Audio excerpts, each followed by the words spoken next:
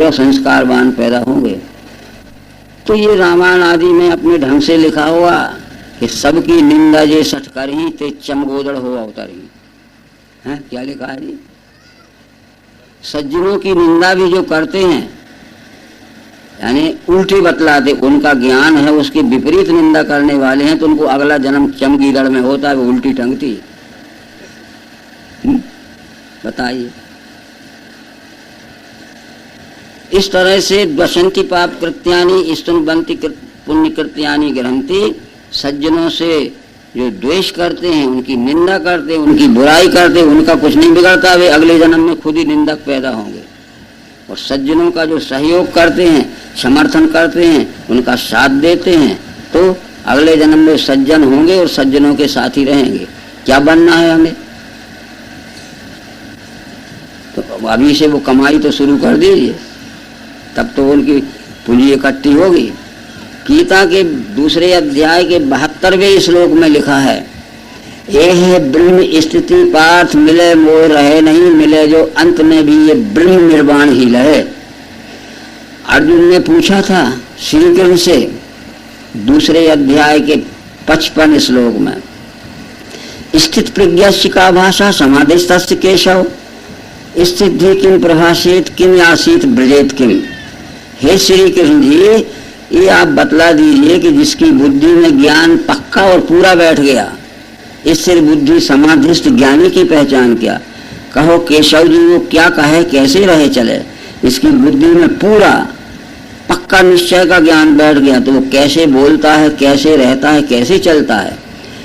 तो ये 56 से 72 श्लोक तक वो लक्षण बताए हैं, और अंत में 72वें श्लोक में कृष्ण जी ने कह दिया, ये लक्षण जिस पुरुष में आ गए, चाहे वो मरने के दिन भी आए, वो लक्षण तो अगला जन्म उसका ज्ञानी पैदा हुआ। ये है ब्रह्म स्थिति पार्थ मिले मोह रहे नहीं, मिले जो अंत में भी है। जिंदगी भर बुरा किया है, तो मरने के दिन अगर हमारी बुद्धि में अच्छी समझदारी आ गई, हमारी बुद्धि में अच्छे सेवा के सहयोग के पुण्य के संस्कार आ गए, तो वो अगला जन्म उसका संस्कारवान होगा। तो मरने के दिन भी ध्यान रखना कि जो किया है पहले भूल जाओ, आज अच्छा कर लें। तो इस तरह से ये सब बातें हैं। जब सत्व बढ़े देही जाता है देह छोड़ के, तब जावे विद्वान को निर्मल ब्रह्मलोक में। सत्व गुण बढ़ता है कि जीवात्मा जब सत्व गुण बढ़ा हो और शरीर छोड़ के जावे, तो वो विद्वान के ब्रह्मलोक में जाता है।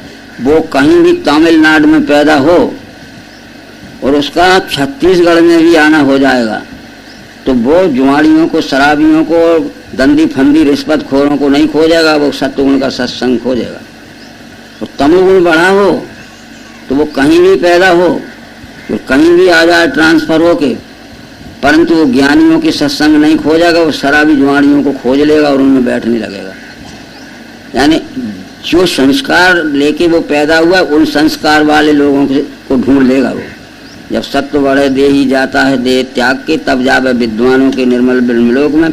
रज में मृत्यु आने से कर्मकांडी बने, यहाँ रजोगुण बढ़ा होगा तो कर्मकांडी बनेगा। कर्मकांडी का मतलब है कर्मकांडी, ये भागवत महापुराण के 11वें अध्याय में लिखा है, 11वें स्कंद में लिखा है। खूब समझ लेना, खुद पढ़ लेना। क्या लिखा है कि कुछ लोगों से कहते हैं कि विष्णु यज्ञ करो, रुद्र यज्ञ करो, सच्चंडी यज्ञ करो, गायत्री यज्ञ करो। मतलब क्या था इसका? अपने स्वार्थ के लिए कहते हैं। तो आशय उसका यही होगा कि अपने स्वार्थ के लिए लोगों को धन कमाने के लिए उन यज्ञों की प्रतिष्ठा बताते हैं। यज्ञ स्वार्थ से कर्म में रुचि उत्पन्न करने के लिए है, फल की सत्यता के लिए नहीं है कि तुम्हें स्वर्ग मिल ही जाएगा। स्वर्ग कोई दूसरी जगह बसा है। स्वर्ग का अर्थ होता है कि इसी मानव जगत में अच्छी सुख समृद्ध सत्वगुणी जन्म होना स्वर्ग है, और इसी मानव जगत में, इसी पृथ्वी में बुरा दुखमय और निकृष्ट जन्म होना ही नरक है। तो ये बात कृष्ण जी से श्री कृष्ण ने पूछी थी अश्वमेध पर्व में, अनुगीता में। अच्छे कर्म जब मनुष्य करता है तो कहते स्वर्गलोक में चला जाता है, बुरे कर्म करता है तो नरक में जाता है। तो नरक इस पृथ्वी से कौन सी दिशा में कितनी दूर है, और स्वर्ग इस मनुष्य लोक से स्वर्ग कौन सी दिशा में कितनी दूर है। तो कृष्ण ने क्या कहा था उत्तर में, कर्म भूमि रियर भूमि यत्र तिष्ठन्ति जंतवा। हे अर्जुन, ये पृथ्वी लोक ही कर्म भूमि है। कर्म भूमि रियर भूमि यत्र तिष्ठन्ति जंतवा तथा शुभ शुभम कृत्वा लभन्ते सर्वदेव। यही अच्छा कर्म करने वाले इसी पृथ्वी लोक में ही कर्म करते हैं, और बुरे कर्म करने वाले यही मनुष्य या पृथ्वी लोक में ही कर्म करते हैं। और अच्छे कर्म करने वालों का अच्छा सुखमय शांतिमय फल, मान बड़ाई प्रतिष्ठा से जीते हैं यही अच्छा में, और बुरे कर्म करने वालों का बुरा फल इसी पृथ्वी लोक में मिलता है। बुरे कर्म का फल नरक है और अच्छे कर्म का फल स्वर्ग है। तो आशा ये है कि पूछा जाए कि अच्छे कर्म करने वाले मनुष्यों के साथ में नरक में पैदा होना पसंद करते हो कि बुरे कर्म करने वालों के साथ स्वर्ग में पैदा होना पसंद करते हो। अरे बुरे कर्म करने वालों के साथ रहना, बुरे कर्म करने वालों के साथ रहना स्वर्ग में पसंद करते हो, अच्छे कर्म करने वालों के साथ रहना नरक में पसंद करते हो, क्या होगा? खूब सोच के उत्तर देना है। अर्थ यह है कि जहां बुरे कर्म करने वाले रहते हैं उसको स्वर्ग कहते ही नहीं है, और जहां अच्छे कर्म करने वाले रहते उसे नरक कहते ही नहीं। दुष्ट संग जन देव विधाता जैसे भला नरक का वार। अरे जहां अच्छे कर्म करने वाले रहते हैं तो उसे नरक कहोगे क्यों, और जहां बुरे कर्म करने वाले रहते उसे स्वर्ग कहोगे क्यों? तो हम बुरे कर्म करने वालों के साथ स्वर्ग में रहना पसंद नहीं करेंगे, अच्छे कर्म करने वालों के साथ नरक में रहना पसंद कर। अरे जहाँ अच्छे कर्म करते हैं वहाँ उसे नरक कहते ही नहीं है, और जहाँ बुरे कर्म करने वाले रहते हैं उनको स्वर्ग कहते ही नहीं। दुष्ट संग जन देव विधाता जैसे भला। बहुत गहरी गहरी बातें लिखी होती हैं।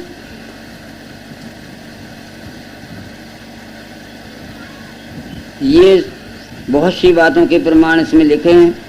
रज में मृत्यु आने से कर्म कांडी बने हैं, और जो तम में जावे पाता है मूढ़ियों ही सो।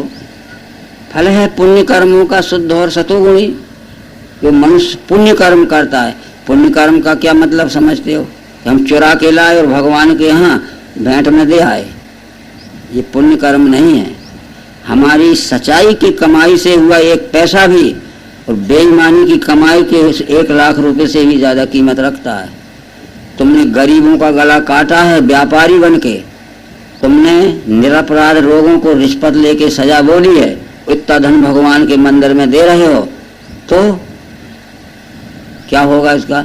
बेईमानी से कमाए हुए धन से जो देव पूजा करते हो, लाखों रुपए से भी करना तो वो फलदायी नहीं, और ईमानदारी से कमाई हुए धन से 1 पैसे से भी आदर कर देना तो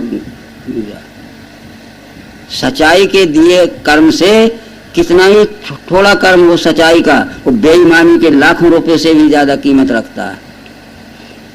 हमारे देश में अधिकार की एक सीमा होती है।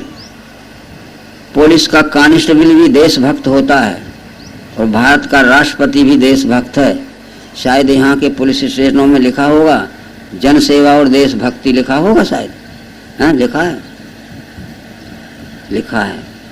तो उसका मतलब है कि वो पुलिस विभाग जो है तो उसमें पुलिस का कांस्टेबल भी पुलिस विभाग में है, और उसका आईजी रहता है, इंस्पेक्टर जनरल है, वो भी पुलिस विभाग में है। इंस्पेक्टर जनरल ने लाखों रुपए बेईमानी से कमाए हैं और देव मंदिर में दान दिया है, और सिपाही ने ईमानदारी की तनख्वाह में से 5 रुपए दिए हैं, तो ज्यादा मूल्यवान कौन है? 5 रुपए ज्यादा मूल्यवान। तो ये ठग ठग के दुनिया का नंबर 2 का धन भेंट दे रहे हैं, तो ईश्वर के यहाँ उसका फैसला होता है।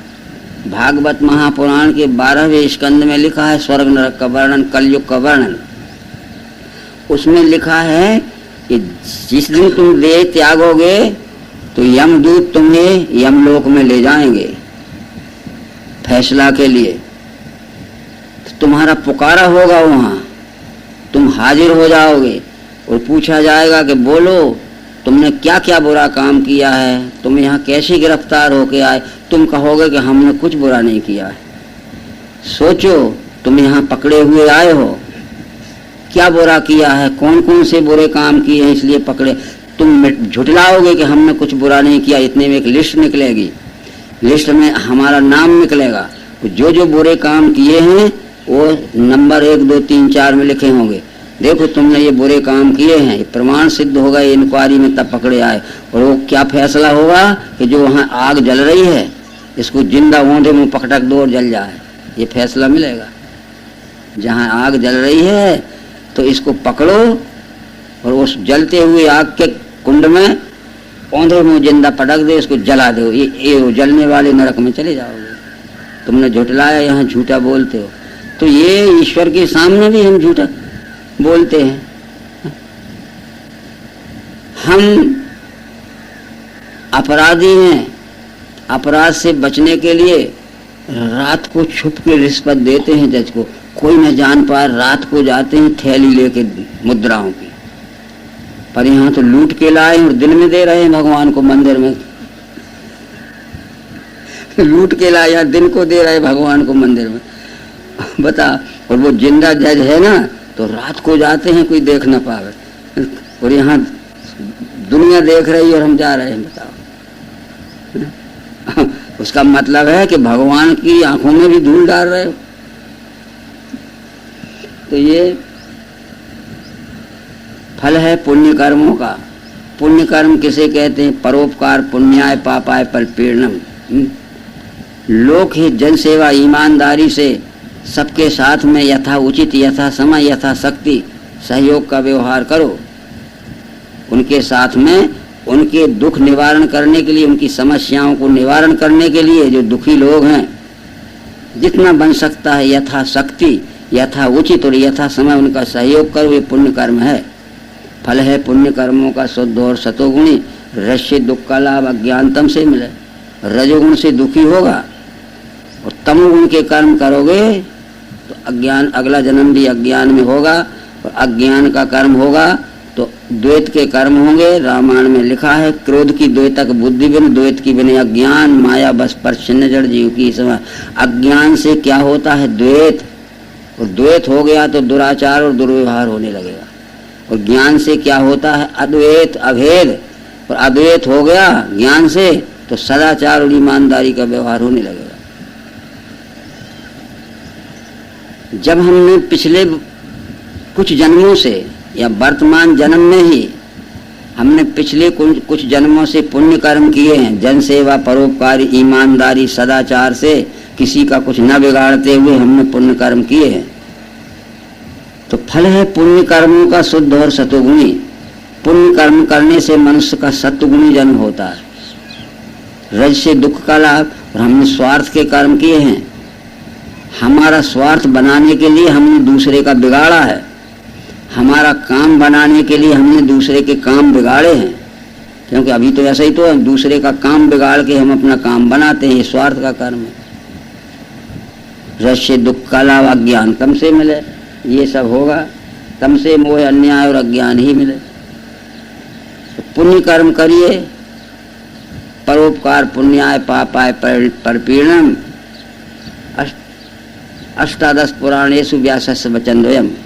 व्यास जी ने कहा है कि वेदों का निर्णय 2 बातों में लिखा है कि जो जन सेवा, सदाचार, परोपकार, लोकहित, ईमानदारी से करता है उसको पुण्य कर्म कहते हैं।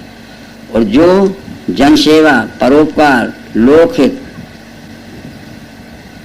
अज्ञान से बेईमानी कर तुम्हारा हित कर रहे हैं, चलो एक नौकरी खुली है, 1 महीने का टाइम म्याद है, हमें 20,000 रुपये दो, हम सर्विस लगा देंगे। ऐसा भी होता हो? कोई आपसे 20,000 रुपये तो ले लिए और नौकरी नहीं लगी तो बोले भैया जमा तो कर दिए थे, अब नहीं लिया तो हम क्या करें। ऐसे ठगने वाले लोग भी हैं। इस तरह धोखा दे के ठगने वाले। तो फल है पुण्य कर्मों का सत्व और सतोगुणी। रज से दुख का लाभ अज्ञानतम से मिले। जावे सतोगुणी ऊंचा, ऊर्ध्व गच्छन्ति सत्वस्था, मध्य तिष्ठन्ति राजसा, जघन्य गुण प्रतिष्ठा, अधो गच्छन्ति तामसा। सत्वगुणी ऊंचा जाता है, इसमें लिखा है ऊर्ध्व गच्छन्ति सत्वस्था। तो ये कथावाचक क्या अर्थ लगते हैं कि जो सतोगुणी अच्छे कर्म करता है ऊंचे चला जाता है, स्वर्गलोक में चला जाता है। ये अर्थ नहीं था इसका। ऊर्ध्व गच्छन्ति सत्वस्ता मध्य तिष्ठन्ति राजसा जघन्य गुण वृत्तिस्था अधो गच्छन्ति तामसा। ऊंचे जाता है सत्वगुणी मनुष्य जो होता है वो ईमानदारी के काम करता है, अवश्य ऊंचे चला जाएगा। उदाहरण जैसे पुलिस का कांस्टेबल है, उसने ईमानदारी से ड्यूटी की है तो ऊंचे चला जाएगा कि नहीं, पदोन्नति होगी, हेड कांस्टेबल हो जाएगा। उधर को हाथ काय वो कर रहे को ऊंचे चला जाता है। अगर वो हेड कांस्टेबल हो गया फिर भी सच्चाई से ड्यूटी कर रहा है तो फिर उसका प्रमोशन हो जाएगा, ऊंचे चला जाएगा, सब इंस्पेक्टर हो जाएगा। तो ये पदोन्नति होगी। जो नर कछु करनी करे तो नारायण हो। ये मनुष्य ही जीव ही पुण्य कर्म करने से भक्त होता है, और भक्त होने के बाद भी पुण्य कर्म करता है तो विभूति होता है, और विभूति होने पर भी सदाचार जनसेवा ईमानदारी के कर्म करता है, संत होता है। और संत ने भी सच्चाई के साथ, पाखंडी संत नहीं, भेषधारी संत नहीं, सच्चाई का कर्म किया तो फिर अवतार पद पे चला जाता है। ये मुक्तियां लिखी होंगी और भक्त लिखे होंगे रामायण में। राम भक्त जग चार प्रकारा, चारों सुकृति अनग उदारा, क्यों चतुर्मुखा है नाम आधारा, ज्ञानी प्रभु विशेष प्यारा। गीता में भी लिखा है चतुर्विधा भजन्ते माम जना सुकृति नोर्जन, आर्तो अर्थार्थी जिज्ञासु ज्ञानी च भरतर सब। मुझको भजते हैं भरत श्रेष्ठ पुण्यवान, ज्ञानी जिज्ञासु अर्थार्थी आर्थ चार प्रकार के। जब हम पांच तत्वों का दर्शन होकर उसके साक्षी अवस्था में बैठकर संसार का व्यवहार चलाते हैं तब हम भक्त हो सकते हैं। अब पांच तत्वों का दर्शन होकर उसके साक्षी अवस्था में बैठकर जब संसार का व्यवहार चलाते हैं तो हम सालोक मुक्ति में पहुंच गए, यानी भक्त हो गए। पांच तत्वों का दर्शन होकर उसके साक्षी अवस्था में बैठकर जो संसार का व्यवहार चलाते हैं तो पांच तत्वों का दर्शन कैसे हो? ये उसकी एक पहचान है। जैसे हमारे साथ चार व्यक्ति गए, पांचवे हम हैं, किसी के यहाँ बैठने गए तो हमें दरवाजे पे से कहना कि हम आए हैं, जब तक वो ये ना कहे कि आइए तो वहीं खड़े रहना। हम घर में घुस जाते हैं बिना बुलाए, बताइए, और पूछते भी नहीं है कि हम आ गए हैं। कुछ लोगों की आदत है। अच्छा, हमने दरवाजे पे से पूछा कि हम आए हैं मिलने, तो वो कुछ नहीं बोला है, तो फिर से पूछिए कि हम आए हैं मिलने, सुन लिया और वो कहे आइए, तब आप भीतर हैं। और जिसके साथ में हम गए हैं, हमारा नेतृत्व करने वाला जो है, वहाँ वो बैठने की कहेगा, 5 कुर्सियाँ पड़ी हैं, तो वो कहे बैठ जाइए, तब तो वो मुखिया भी बैठे, नहीं तो खड़ा रहे। अथवा हमारा मुखिया बैठ ही नहीं पाया, हम उसके साथ ही बैठ गए, तो ये क्या, अभी हम अब सालोक मुक्ति में नहीं पहुंचे। 5 तत्वों का दर्शन होकर उसके साक्षी अवस्था में बैठकर जो संसार का व्यवहार चलाता है उसको सालोक मुक्ति कहते हैं। रामायण में मुक्ति लिखी होगी, जो रामेश्वर दर्शन करही ते तनुजा मम लोक सिधर ही। फिर क्या लिखा है, मम दर्शन फल परम अनूपा, जीव पाए निज सहज स्वरूपा। और जो गंगा जल आन चढ़ाए ते सायुज मुक्ति दर पाए। वो गंगोत्री का गंगा जल नहीं है कि गंगोत्री से गंगा जल लाए और रामेश्वर में चढ़ा दिया और सायुज मुक्ति में पहुंच गए। गीता में लिखा है कि गीता का ज्ञान ही गंगा का जल है। गीता गंगोदकम पीत्वा पुनर्जन्म विद्यते। गीता गंगा च गायत्री गोविंदेति हृदय सती चतुर्गकार संयुक्तो पुनर्जन्म विद्यते। गीता गंगोजलम पीत्वा पुनर्जन्म विद्यते। तो वो हम गंगोत्री से तो लाए और बिना जूता चप्पल के और रामेश्वर में जा रहे हैं, चाहे पाँव छिल जाएं चाहे कुछ हो, जूता चप्पल नहीं पहनते, वहाँ जाके हमने चढ़ा दिया। इसकी एक कथा आती है, महाराष्ट्र के एक संत एकनाथ थे। एकनाथ ने भागवत का भाष्य किया है, रामायण का भाष्य किया है। वो यात्रा में गए थे, सबके साथ में गंगोत्री से रामेश्वर जा रहे थे। कांवर लेते हैं, उसमें रख लेते हैं दोनों तरफ पानी और सामान। जा रहे थे तो शंकर पार्वती ने देखा कि ये बहुत बड़ी लाइन लगी है, मीलों कितनी दूर से आ रहे हो, कितनी दूर तक दिख रहे हैं, लाइन टूटे नहीं रही, क्या है? ये गंगोत्री से गंगा जल लाए हैं और रामेश्वर में शंकर जी को चढ़ाने जा रहे हैं, जो गंगा जलयान चढ़े हैं थे। शंकर जी बोले कि ये पाखंडी हैं। ज्ञानेश्वरी गाथा में लिखा। पार्वती बोली कि आप तो कुछ भी कह देते हो, कितने बेचारे दूर से आए हैं, चप्पल पहन नहीं सकते हैं, कंकड़ में चल रहे हैं, तपी धूल में चल रहे हैं, उनके पाँव में छाले पड़ गए। तो बोले परिचय दूं? बोले दे दो। बोले एक काम कर, थोड़ी दूर चल के तू एक धोबिन बन जा, मैं क्या बताऊँ गधा बन जाता हूँ, और मैं मुँह बाके गिर जाऊँगा, और तू कहना भैया ये मेरा गधा मर जाएगा, बहुत प्यासा है, ये मर गया तो इसमें व्यापार करती हूँ, लादती हूँ, कुछ कमाती हूँ, तो मेरे बाल बच्चे पालती हूँ। जो कहें गंगोत्री का जल गधा को देंगे क्या?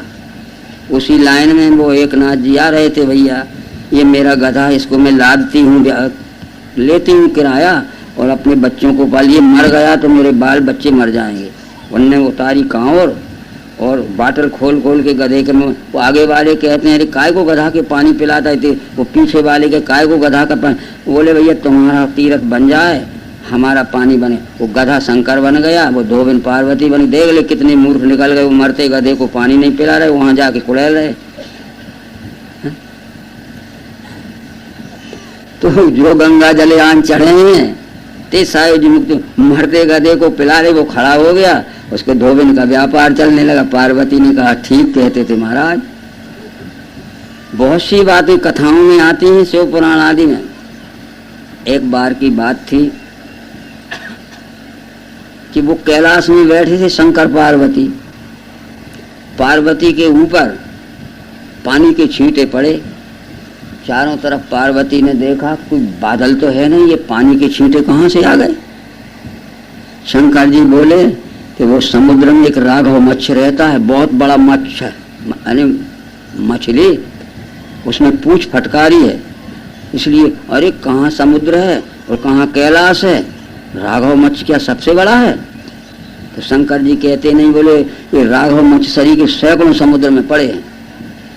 तो फिर पार्वती पूछती कि बस समुद्र सबसे बड़ा है? बोले अरे ऐसे कई समुद्र पृथ्वी में भरे हैं, तो क्या पृथ्वी सबसे बड़ी है? अरे पृथ्वी देख, शेषनाग अपनी सिर पे रखे फूल की तरह, तो क्या शेषनाग बड़ा है? बोले मेरे गले में 20 पड़े हैं। अरे महाराज तुम ही बड़े हो। अब देखो कितनी हंस गई हमारी, इन कथाओं में हमने खो दिया सब।